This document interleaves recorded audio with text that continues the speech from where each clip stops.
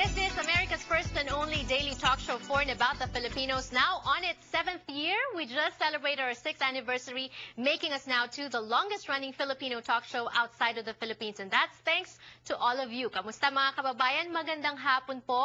Ako po si Janelle Song, inyong kababayan dito sa Los Angeles. How was your weekend? Today is a Monday, another week ahead of us. And this afternoon on the show, marami po tayong pag-uusapan. Siyempre, umpisa na dyan si Jessica Sanchez na pumasok po ang ating kababayan pride sa American Idol, and later we'll have a full segment special on that. Pero bago ang lahat, ito naman po ang ilan pa sa ating mga balita. Pinoy na Pinoy, Weekend Balita. Ronnie Ligo, Editor-in-Chief of Midweek and US Asian Post, or rather Weekend Balita. Magandang hapon sa iyo, Ronnie. Magandang hapon sa iyo. Ay nako, napakarami nangyayari yata sa ating bayan, ano ha? Ayan, umpisahan natin sa Pilipinas. Ang concert ni Gaga ay nag-create ng kontrobersiya. Oo nga, 40,000, ano, gayon pa man, 40,000 fans ang nanood sa first concert ni Lady Gaga, and I think another scheduled concert will be held ito yatang Tuesday, no? Of course, alam naman natin, napaka-controversial kasi nga raw blasphemous yata yung mga kanta ni Lady Gaga.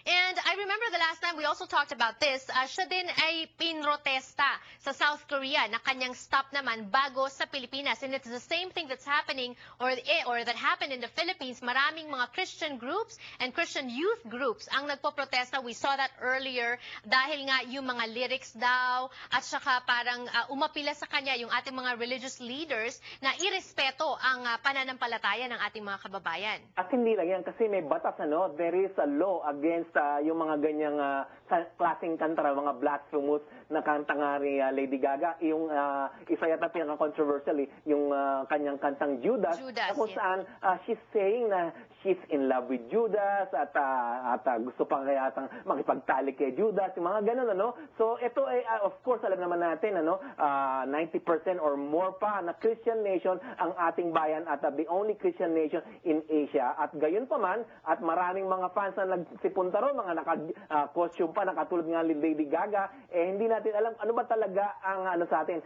Is it blasphemy or arts for art's sake or whatever, no? At gaya na nabanggit ko, maraming nanood, 40,000 sa bagong-bagong stadium nga pala, no, diyan sa Pasay City, no, nagawa ni Henry C, no, yung may-ari ng Shoemart.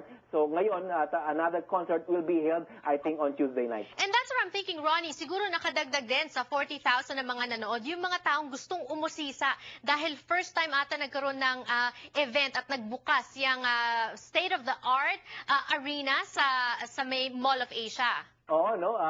Of course, marami talagang followers yan si Gaga, no? At hindi lang sa Pilipinas, buong mundo, no?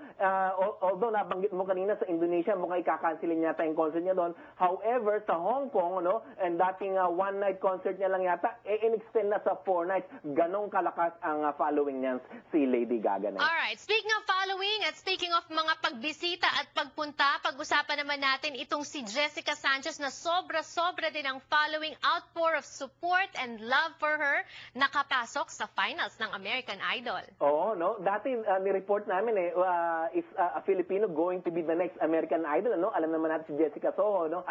Jessica Sanchez, ano? yes. Ang ating kababayan, although she's half Mexican, half Filipino, at ini-urge ngayon ng ating mga kababayan na bumoto kay Jessica Sanchez para nga siya na nga ang maging American Idol. Malalaman natin yan by Wednesday night. And we're gonna have more features on Jessica this afternoon on the show, courtesy, of course, of Pacific Rim. Not one segment, but 2 segments of Pacific Rim today because of a special on Jessica Sanchez. But Ronnie, moving forward with some of our other news stories, Philippine tourism. Not too long ago, or was it last week, si Secretary Ramon Jimenez bumisita dito. Ano ba ang mga goals daw ng ating Philippine tourism? Alam mo, no, na early this year, no, narinig natin it's more fun in the Philippines sa Facebook, sa mga iba't ibang websites, blog sites. Mukhang nagtatrabaho nga yata at marami nang dumarating sa ating bayan. In fact, the first quarter of this year, maraming nagsipuntang turista sa atin. 1.4 million on its way. Baka nga ma-reach natin ng 5 million itong taon na ito. At ang target ng Department of Tourism,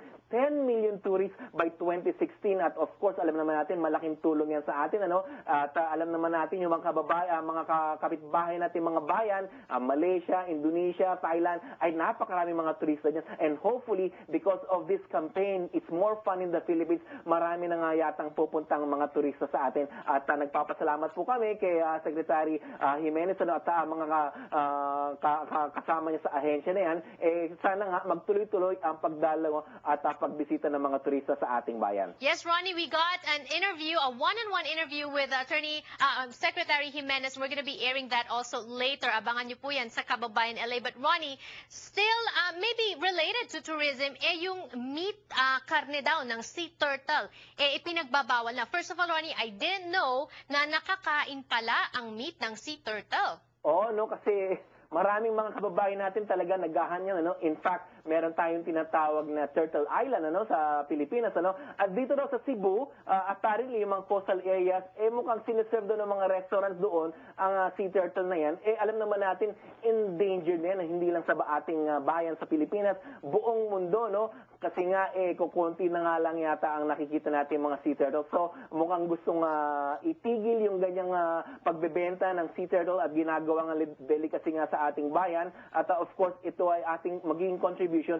sa preservation of this endangered animal. Itigil ang pagbenta pero pinapaalalahanan po lahat ng mga bibisita sa Pilipinas. Itigil din po ang pagbili, di ba, Ronnie? Law of supply and demand. Kung walang demand, wala pong supply. So kahit makita niyo po sa mga menu, kung kayo ay makarating sa Cebu o sa iba't ibang bahagi ng Pilipinas na nagsuserve ng sea turtle meat, sana po huwag niyo na lang orderin. Okay? Maraming salamat po sa inyo at ayan po ang ating balita ngayong hapon. Magandang hapon sa iyo, Ronnie. Again, mas marami pa pong balita sa kanilang website, www.balita.com. Also sa US Asian Post, www.usasianpost.com. We also have previous segments of Balita on Kababayan LA sa kanilang website.